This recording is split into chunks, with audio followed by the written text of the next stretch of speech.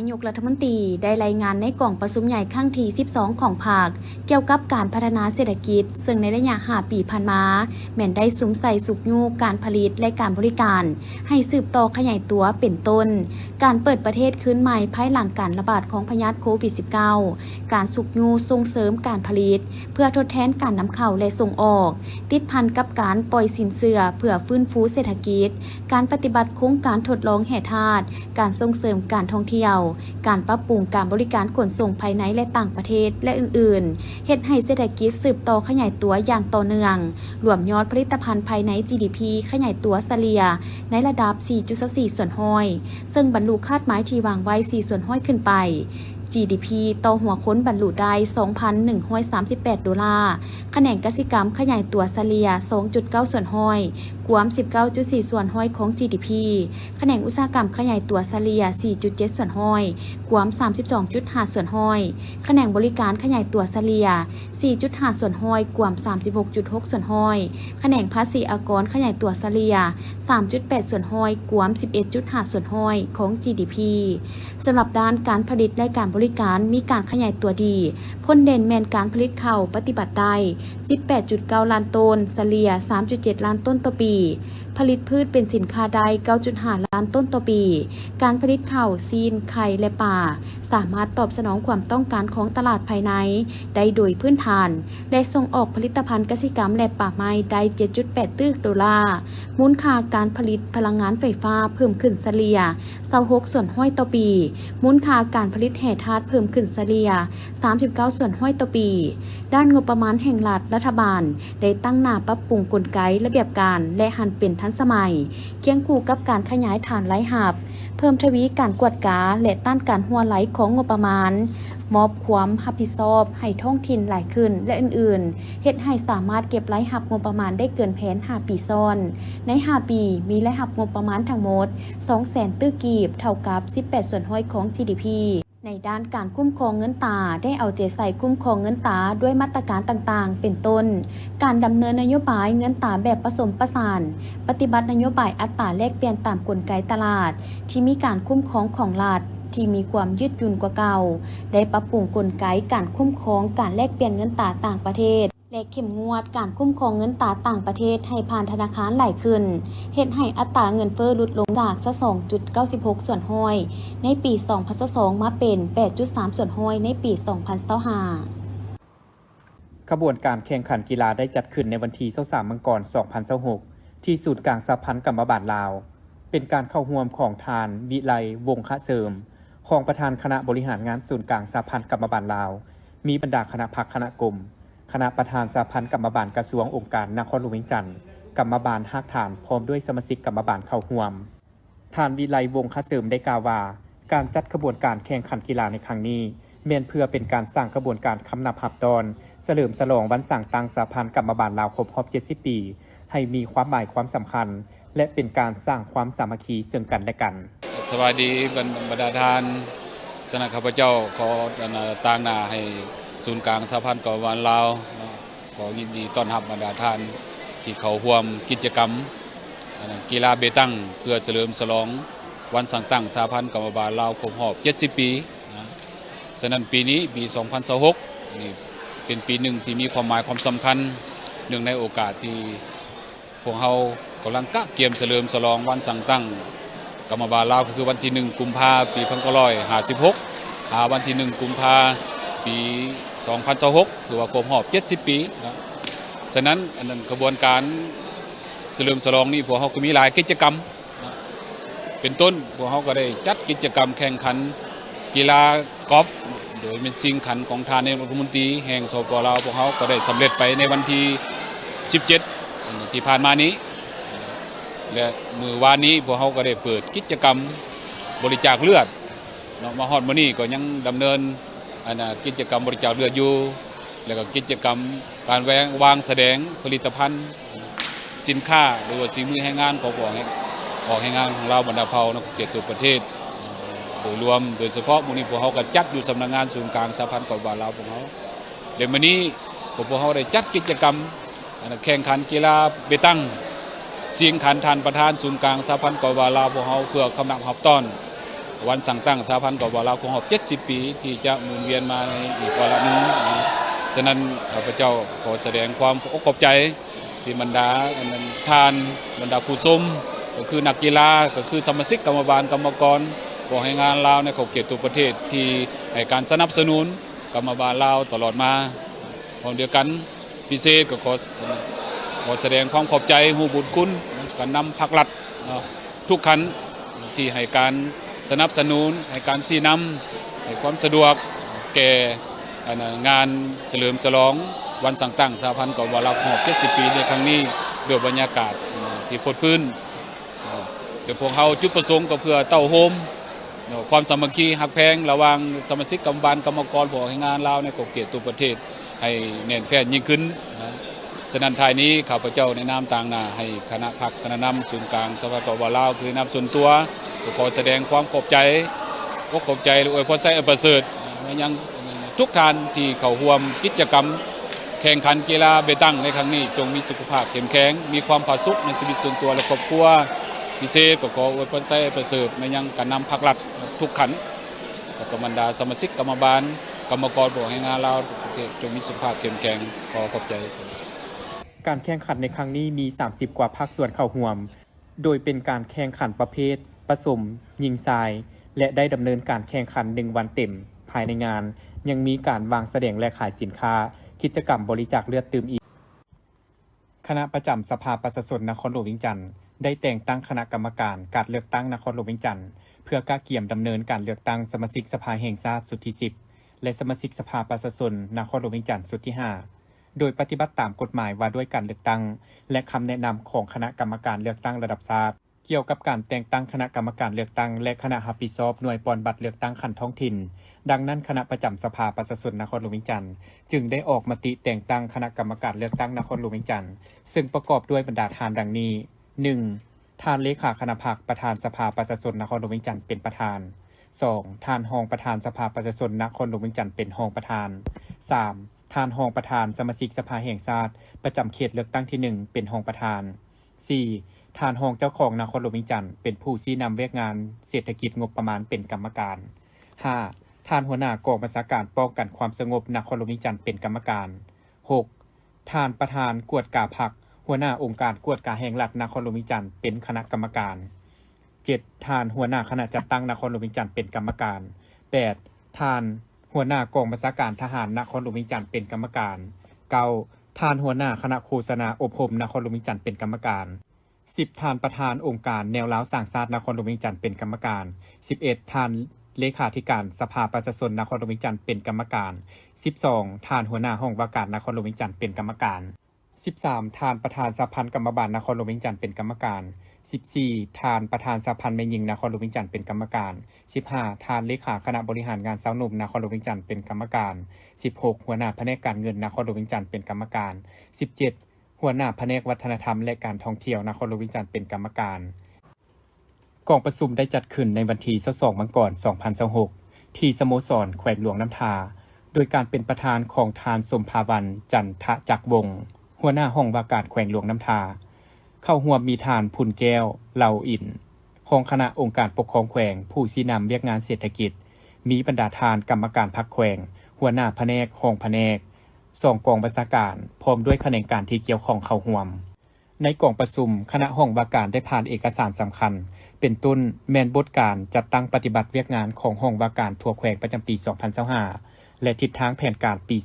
2026 คณะพรรคคณะห้องว่าการขั้นแขวงขั้นเมืองได้เอาใจใส่จัดตั้งเผยแพร่เสื่อมทึมบรรดาเอกสารนโยบายของพรรคมติคำสั่งกฎระเบียบของพรรคข้อกำหนดกฎหมายของรัฐเป็นต้นแมนมติกองประชุมใหญ่ครั้งที่ 11 ของพรรค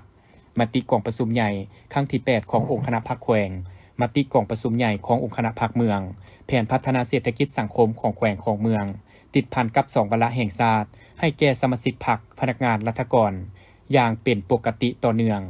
ปฏิบัติหน้าที่การเมืองด้วยความรับผิดชอบสูงและประกอบส่วนเข้าในการปกปักรักษาและสร้างสาพัฒนาแขวงหลวงน้ำทาปัจจุบันประกอบมีห้องว่าการแขวงห้องว่าการเมือง5 เมืองห้องว่าการแขวงประกอบมี6 แขนงห้องว่าการเมืองประกอบมี15 หน่วยงานมีพนักงานรัฐกร145 ทาน ได้เอาใจใส่เวียกงานเป็นเสนาธิการให้แก่การนำแขวงในการค้นคว้าสั่งรวมกันตองวิเคราะห์วิจัยปัญหาเสนอแนวความคิดทัศนะในการแก้ไขปัญหาเพื่อให้คันเทิงพิจารณา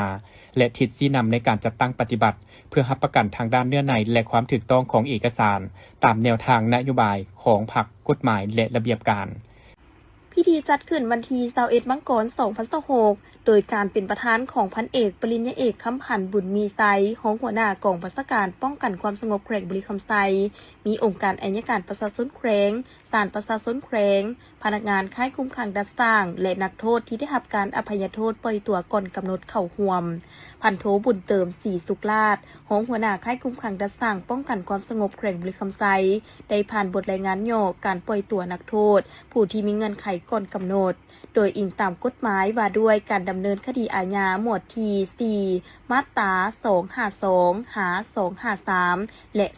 254 ในการปฏิบัตินโยบายปล่อยตัวก่อนกำหนดต่อนักโทษผู้ที่มีผลงานดีเด่นและปฏิบัติกฎระเบียบของค่ายคุ้มขังอย่างเข้มงวดอิงตามการค้นคว้าเห็นดีของคณะกรรมการอภัยโทษขั้นแขวงและคำตัดสินของศาลประชาชนแขวงบุรีคำไซทางวันที่21 มังกร 2026 ว่าด้วยการตัดสินปล่อยตัวก่อนกำหนดแบบมีเงื่อนไขตามกฎหมายให้นักโทษในงวดต้นปี 2025 ซึ่งนักโทษผู้ที่ได้รับนโยบายปล่อยตัวก่อนกำหนดแบบมีเงื่อนไขตามกฎหมายในครั้งนี้แม้นได้ผ่านการปฏิบัติโทษมาแล้ว2/3 ของกฎหมายเป็นผู้ที่มีความกินแหน่งแข็งใจต่อการกระทำผิดของตนเองมีผลงานดีเด่นในขบวนการออกแข่งงานเป็นแบบอย่างในการปฏิบัติกฎระเบียบของค่ายคุ้มขังดัดสร้างอย่างเข้มงวดในนั้นนักโทษที่ได้รับการปล่อยตัวก่อนกำหนดในครั้งนี้มี35 คนยิง7 คนในนั้นกระทำผิดในคดียาเสพติด35 คนยิง7 คนให้เกียรติขึ้นมอบใบปล่อยตัวโดยพันเอกปริญญาเอกคำพันธ์บุญมีไซตอนท้ายพันเอกปริญญาเอกคำพันธ์บุญมีไซก็ได้แสดงความสมเสยต่อบรรดานักโทษที่ได้รับการปล่อยตัวก่อนกำหนดในครั้งนี้ที่ได้มีความตื่นตัวปรับเปลี่ยนทัศนคติแนวคิดของตนมีความเห่าหันในขบวนการออกแข่งงานเอาใจใส่ปฏิบัติกฎระเบียบของค่ายคุ้มขังดัดสร้างอย่างเข้มงวดเน้นหนักให้ผู้ที่ได้รับการปล่อยตัวเมื่อออกไปอยู่ในสังคมและครอบครัวแล้วให้เอาใจใส่ปฏิบัติระเบียบกฎหมายอย่างเข้มงวดตั้งหน้าทำมาหากินด้วยความซื่อสัตย์สุจริตและเรียกร้องมายังอำนาจการปกครองบ้านพ่อแม่ผู้ปกครองให้เอาใจใส่ศึกษาอบรมลูกหลานของตนให้กลายเป็นพลเมืองดีของสังคมประเทศชาติและบ่กลับมากระทำผิดต่อระเบียบกฎหมายอีก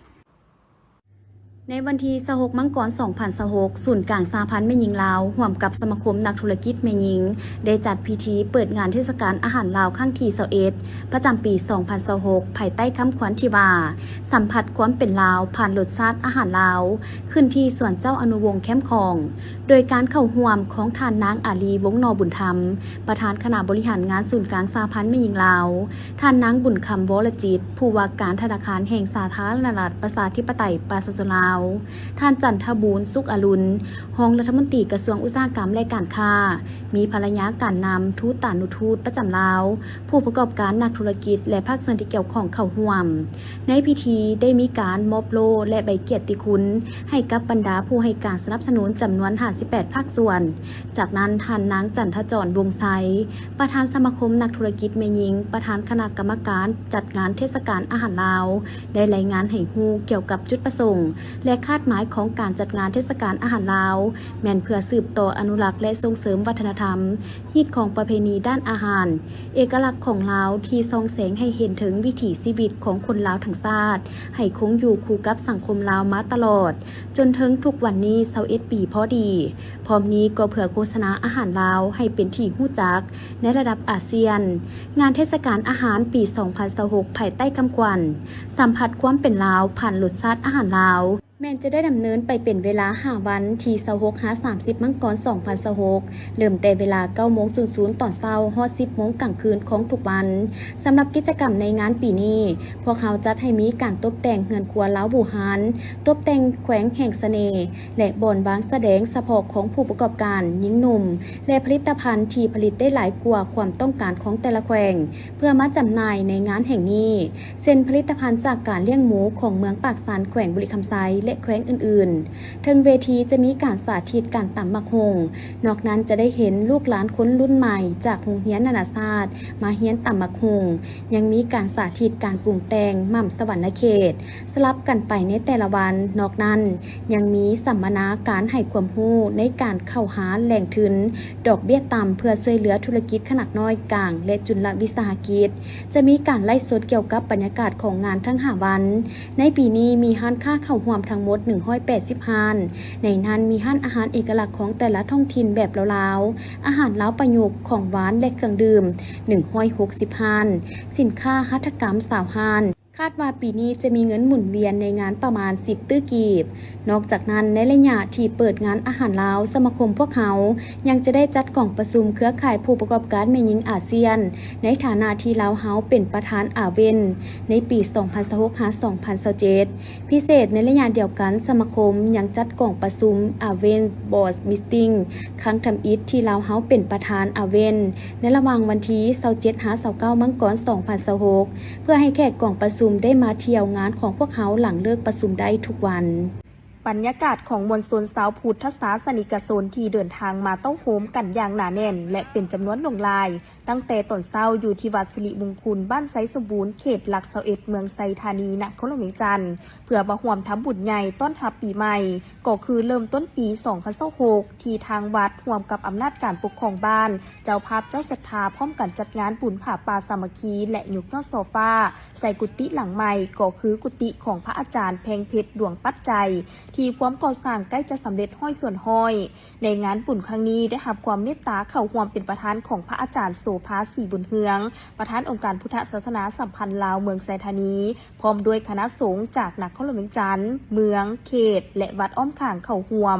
ส่วนฝ่ายคารวาสการน้ำผักลาดเป็นเกียรติเข้าร่วมโดยประธานคณะกรรมการปกครองเมืองไซธานีพร้อมด้วยอำนาจการปกครองบ้านไซสมบูรณ์เจ้าภาพเจ้าศรัทธายอดโซฟาและประชาชนชาวพุทธเข้าร่วมงานบุญดังกล่าวเมนได้จัดขึ้นเป็นเวลา2วันคือวันที่24-25มังกร2026โดยมื้อทำอิฐเมนจะได้มีการห่างหากะเกียมจัดแจงสถานที่พร้อมทั้งเต้าโฮมกันเฮพระป่าสามัคคีถวายแก่วัดและร่วมคบงานม่วนซื่นตามประเพณีต่อมาในมื้อที่2ก็คือวันที่25มังกรเมนได้เต้าโฮมคณะสงฆ์และชาวพุทธศาสนิกชนจำนวนหลายร่วมพิธีตักบาตรอย่างหนาแน่นตั้งแต่เช้าจนถึงตอนบ่ายพร้อมสลับสับเปลี่ยนรับชมการแสดงศิลปะของน้องน้อยนักเรียนศิลปะของประชาชนภายในบ้านและยกยอดโซฟาจำนวน8ยอดขึ้นสู่หลังคากุฏิหลังใหม่อย่างเป็นขบวนฟุดฟื้นซึ่งบรรดาชาวพุทธและพระสงฆ์สามเณรที่เดินทางมาจากสถานที่ต่างๆเพื่อมาร่วมงานบุญและได้เห็นบรรยากาศแห่งความสามัคคีของประชาชนที่พร้อมเพรียงกันทำบุญอย่างหนาแน่นก็รู้สึกดีใจและอยากให้รักษาบุญเสื้อแบบนี้ตลอดไปโดยเฉพาะพระอาจารย์ทองเพชรปัญญาวโรพระสงฆ์ที่เดินทางมาจากประเทศไทยมาร่วมงานบุญก็ได้ให้สัมภาษณ์ว่าการทำบุญอยู่งานดังกล่าวแม้มีความคึกคืนประชาชนก็สามัคคีกันดีรวมไปถึงการนุ่งถือที่เป็นเอกลักษณ์ที่หาเบิ่งได้ยากจากต่างประเทศสบายดีพอออกไม่ออกพี่น้องชาวสปป.ลาวอาตมาจากไทยกามาเห็นทางลาวชาวบ้านมาซอยกันยกช่อฟ้าวัดไซสมบูรณ์เห็นแล้วประทับใจพี่น้องชาวลาวว่าเฮ็ดยิ่งใหญ่อลังการขนาดนี้ล้วนแล้วทุกคนที่มานี่บ่แม่นคนทุกคนยากเลยขึ้นชื่อว่าทำบุญในเฮ็ดเบิดสุคนเห็นแล้วปลื้มใจเห็นแล้วดีใจนำพี่น้องชาวสปป.ลาวให้รักษาหีบคำนองประเพณีวัฒนธรรมจังสี่ต่อไปประทับใจหลายมาครั้งนี้มาหลายครั้งแล้วแต่ยังบ่ทันได้เห็นเฮ็ดจังซี่บ่เคยเห็นว่าขนาดยกโซฟาคนสิอลังการขนาดนี้มีทุกชนชั้นเผ่าพันธุ์หลายๆทั่วประเทศลาวที่มาเห็นแล้วดีใจน้ำลายก็อยากให้พี่น้องชาวลาวนี่ให้รักษาจังซี่เอาไว้ประเพณีอันดีงามอยากให้เป็นสมบัติคู่ของประเทศลาวเฮาต่อไปเพราะว่ามันเป็นเสน่ห์เด้เสน่ห์คุณงามความดีการแต่งเนื้อแต่งตัวนี่รู้สึกว่าดีมากดีที่สุดเลยก็ว่าได้จะเริ่มพรหลายๆ ที่สำคัญความสำเร็จของงานบุญที่ทางวัดจัดขึ้นในแต่ละครั้งก็เป็นมาจากการร่วมมือกันระหว่างวัดและอำนาจการปกครองบ้านตลอดฮอดประชาชนที่พร้อมเพรียงกันจัดงานต้อนรับมวลชนชาวพุทธได้อย่างสมบูรณ์แบบภายในบ้านของพวกเขาเนาะก็มีความสามัคคีบวชเฮาแก่แนวโฮมหญิงสหพันธ์ทุกภาคส่วนหัวหน้าพวกป้องกันเนาะหน่วยป้องกันก็ได้สามัคคีกันได้เบิ่งในงานนี้ได้สำเร็จลุล่วงไปทุกสิ่งทุกประการเนาะถือว่าบ้านไซสมบูรณ์นี้ก็ญาติพี่น้องชาวบ้านไซสมบูรณ์พ่อแม่ประชาชนก็ได้สามัคคีต้มเต้าโฮมกันบ่ว่าแม่ครัวบ่ว่าหญิงสหพันธ์บ่ว่าทุกภาคส่วนในภายในบ้านมีส่วนเกี่ยวข้องก็ได้ทำหน้าที่ของตนเองได้สำเร็จทุกสิ่งทุกอย่างดังนั้นก็ขอขอบใจนำพี่น้องชาวบ้านไซสมบูรณ์ของพวกเขาขอขอบใจเจ้าก็ข้าพเจ้าเนาะวิเลศักดิ์ศรีโคตรวงศาแล้วก็พร้อมด้วยครอบครัวที่มีจิตใจศรัทธาในความในพุทธศาสนานี้ทางเฮาก็เลยว่ามาเป็นเจ้าภาพยอดโซฟาให้ทั้งกุฏิทั้งอาจารย์แพงเพชรเพิ่นเนาะแล้วก็ดีใจเนาะที่ว่าได้มาร่วมงานมาร่วมน้ำเพิ่นเนาะแต่ละปีแต่ละเทื่อนี่ก็มีงานหยังก็แม่นให้เฮาจะได้มาร่วมเพราะว่าก็ถือว่ามาช่วยสร้างช่วยสาช่วยทางวัดทางวานี้เนาะที่ว่าเฮาก็นับถือศาสนาพุทธเนาะเฮาก็เลยว่าเป็นคนที่ว่ายังมีจิตใจศรัทธาในทั้งพุทธศาสนานี้เนาะจึงว่าได้มาร่วมมาสร้างน้ำเพิ่นเนาะเจ้าแต่ละเทื่อแต่ละครั้งเนาะเพิ่นเฮ็ดบุญก็แม่นที่เฮาก็จะมาค้ำช่วยเพิ่นเนาะก็มาก็บ่ว่าทั้งปัจจัยต่างๆเฮาก็ช่วยเนาะก็ช่วยเรื่องทุกสิ่งทุกอย่างที่ว่าเพิ่นก็ยังขาดเขินอยู่เนาะฉะนั้นก็เฮาก็ได้มาช่วยเพิ่นเนาะบ่ว่าจะเป็นทางด้านวัตถุเนาะปัจจัยต่างๆที่เฮาเอามาแล้วก็มาช่วยเวียกช่วยงานเพิ่นหั่นเนาะครับอาทิตย์โอกาสนี้พระอาจารย์เพชรพุทธปัญญาในนามเจ้าอธิการวัดสิริมงคลก็ได้ให้สัมภาษณ์ว่างานบุญครั้งนี้นับได้ว่าเป็นงานบุญใหญ่ของวัดในการเริ่มต้นปีใหม่ที่ได้นำพาออกตนญาติโยมชาวพุทธศาสนิกชนร่วมทำบุญพร้อมทั้งได้เต้าโฮมความสามัคคีและสร้างให้มีบรรยากาศเบิกบานม่วนซื่นดังคำเว้าที่ว่าบ่ปะฮีดให้มองบ่ปะโค้งให้เศร้ามื้อนี้ก็ถือว่าเป็นมื้อดียามดีเนาะพระอาจารย์เพชรพุทธปัญญาก็ถือว่าได้จัดงานเฉลิมฉลองกุฏิหลังนี้ก็ได้สำเร็จเสร็จสิ้นคนอื่นก็ขอขอบใจพระเดชพระคุณญาติฐานใหญ่ทุกๆองค์แล้วก็ทั้งพระสงฆ์สามเณรเขตเมืองไซธานีก็ดีนครหลวงหรือว่าต่างแขวงที่ได้มาร่วมแล้วก็ขอโมทนาบุญนำเจ้าภาพเจ้าศรัทธาโดยเฉพาะโยมพ่อโยมแม่การนำภาครัฐการนำเมืองการนำนครหลวงก็ดีแล้วก็พ่อแม่ประชาชนนักธุรกิจทั้งภายในทั้งภายนอกแล้วก็โดยเฉพาะก็เป็นทางการจัดตั้งบ้านพ่อแม่ประชาชนบ้านที่ได้เอาใจใส่การต้อนรับสามัคคีของเจ้าภาพเจ้าศรัทธาที่ได้มาสร้างกุฏิหลังนี้ท่านสั่นก็ขอให้เจ้าภาพเจ้าศรัทธาได้มีโศกมีชัยให้อยู่ดีมีแห้งความเจ็บอย่าได้ความไข้อย่าสูมีในสุดท้ายนี้แล้วการก่อสร้างนี้ถึงว่าจะได้เงินน้อยบ่เต็มตามจำนวนที่จะสร้างสร้างนั่นก็จะขอให้แผ่น้ำออกตนญาติโยมผู้ใจบุญใจศรัทธามาซอยตื้มน้ำพ่อแม่ครูบาอาจารย์ตามเฟซตามไลน์หรือว่าเห็นครูบาอาจารย์ได้ฮัลโหลโพข่าวก็ขอเชิญชวนออกตนญาติโยมผู้เด็กผู้น้อยผู้หอยผู้ซิบตามกำลังศรัทธามหอนี้ก็ขออวยพรใจให้แก่พ่อแม่ครูบาอาจารย์ทุกองค์แล้วก็อวยพรใจให้ออกตนญาติโยมผู้ใจบุญใจศรัทธาพ่อแม่ประชาชนให้มีความสุขความเจริญอายุวันนะสุขะพละมันยืนทุกทานทุกคนสาธุสำหรับวัตถุปัจจัยที่ได้จากการร่วมถวายทำบุญของชาวพุทธในงานบุญครั้งนี้ทางวัดและอำนาจการปกครองบ้านแมนจะนำไปสืบต่อก่อสร้างพัทธสิมาที่ก่อสร้างมาแล้วหลายปีแต่ยังบ่ทันสำเร็จซึ่งคาดว่าจะนำปัจจัยนี้ไปก่อสร้างให้มีความคืบหน้าและทั้งขอแผ่วัตถุปัจจัยนำชาวพุทธศาสนิกชนมาช่วยสร้างตื่มเพื่อให้สำเร็จตามความคาดหวังในปี2027ที่จะมาถึงนี้กรรมการเลือกตั้งระดับชาติและคณะกรรมการเลือกตั้งขั้นแขวงนำโดยถาดนางมณีวันเยียเปาเฮอห้องประธานคณะกรรมการวัฒนธรรมสังคมสภาแห่งชาติกรรมการอนุกรรมการเลขานุการพร้อมด้วยคณะกรรมการเลือกตั้งระดับชาติขั้นศูนย์กลางคณะกรรมการเลือกตั้งขั้นแขวงในทีมงาน ได้ไปเยี่ยมยามฟาร์มเลี้ยงไก่พันธุ์ไข่ของทานสีวันบุญตอมถึงได้รับฟังการรายงานสภาพรวมโดยยอของฟาร์มเลี้ยงไก่พันธุ์ไข่ที่ตั้งอยู่บ้านดอนเมืองห้วยทรายแขวงบ่อแก้วในเนื้อที่1เฮกตาร์อาคารปลูกสร้าง6หลังในนี้มีอาคารเลี้ยงไก่พันธุ์ไข่2หลังสามารถบรรจุไก่พันธุ์ไข่ได้ 9,000 โตวมีเรือนนอน2หลังสร้างเมียนไข่ไก่1หลังและสร้างเมียนมูลไก่1หลังมีมูลค่าการก่อสร้าง4ตื้อกีบปัจจุบันทางฟาร์มไม่ได้นำเข้าไก่พันธุ์ไข่จากนักพลวิจันทร์จำนวน 4,000 โตวในมื้อหนึ่งไก่สามารถออกไข่ได้ 3,900 หน่วยต่อมือและสามารถมีรายรับจากการขายไข่ไก่และมูลไก่ได้ประมาณ242ล้านกีบต่อเดือนผ่านการเลี้ยงระยะที่ผ่านมาได้พบปัญหาความยุ่งยากจึงขอเสนอทางภาคส่วนที่เกี่ยวข้องจงช่วยเบิ่งปัญหาการนำเข้าค่าหัวอาหารมีราคาแพงและราคาไข่ที่นำไปจำหน่ายในท้องตลาดมีราคาถูกจากนั้นคณะทีมงานได้สืบต่อไปเยี่ยมยามโครงการก่อสร้างป้องกันตะฟังเจือนอยู่ต่อหน้าแผนกการเงินของแขวง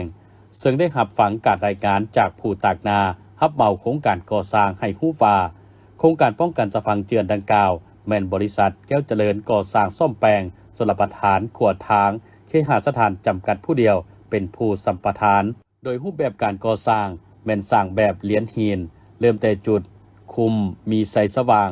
บ้านใหญ่ห้วยทรายหาบ้านป่าอ้อยเมืองห้วยทรายแขวงบ่อแก้วมีความยาว 3,692 เมตรโครงการดังกล่าวแม่นก่อสร้างเรียบตามแคมฝั่งแม่น้ำคลองระยะเวลาก่อสร้างแม่น48 เดือนหรือ4 ปีมูลค่าการก่อสร้างทั้งหมดตามสัญญา350 ตื้อกว่ากีบระยะค้ำประกัน1 ปีมาฮอดปัจจุบันสามารถปฏิบัติหน้าเวียกได้ 2.3 ส่วนหอยแผนการติดตามกวดกาปฏิบัติได้ 6.15 ส่วนหอยการจัดตั้งปฏิบัติเวกงานผ่านมาแม่นพบความยุ่งยากเป็นต้นแมนมีการปรับเปลี่ยนแบบการก่อสร้างขึ้นใหม่และปัญหาการซอกหินแห่ทรายเพื่อนำมาถมแคมฝั่งแม่น้ำคลองเป็นต้นจากนั้นคณะทีมงานก็ได้สืบต่อไปเยี่ยมยามหาดบ่อแก้วเจรนัยอัญญมณีลาวและไปเที่ยวชมแหล่งท่องเที่ยวค่ายทหารฝรั่งเก่าดำอี ท่านภูธรพุทธขันติเลขาธิการสภาประชาชนแขวงห้องหัวหน้าอนุกรรมการเลขานุการคณะกรรมการเลือกตั้งขั้นแขวงพร้อมด้วยบรรดาอนุกรรมการเลขานุการคณะกรรมการเลือกตั้งขั้นแขวงโดยเฉพาะแมนอนุกรรมการโฆษณาและปลุกระดมขบวนการขั้นแขวงลงติดตามสุกโยกการเสื่อมซึมเอกสารเลือกตั้งสมาชิกสภาแห่งชาติสุดที่10และสภาประชาชนแขวงสุดที่5อยู่เมืองไซปูทองมีบรรดาทานคณะกรรมการเลือกตั้งขั้นเมืองเข้าร่วมโอกาสดังกล่าวทานพีนทามอนตีคณะประจำผักเมืองหัวหน้าคณะกรรมการเลือกตั้งขันเมืองบทรายงานการก้าเกียมการเลือกตั้งสมาชิกสภาแห่งชาติสุดที่10และสมาชิกสภาประชาชนขันแขวงสุดที่5ของเมืองประกอบมี41บ้านมี8กลุ่มบ้านมี 11,802 ครอบครัวมี 1730 หลังคามีพลเมืองทั้งหมด 51,782 คนหญิง 25,018 คนมีผู้มีสิทธิ์เลือกตั้งทั้งหมด 35,873 คนหญิง 18,503 คน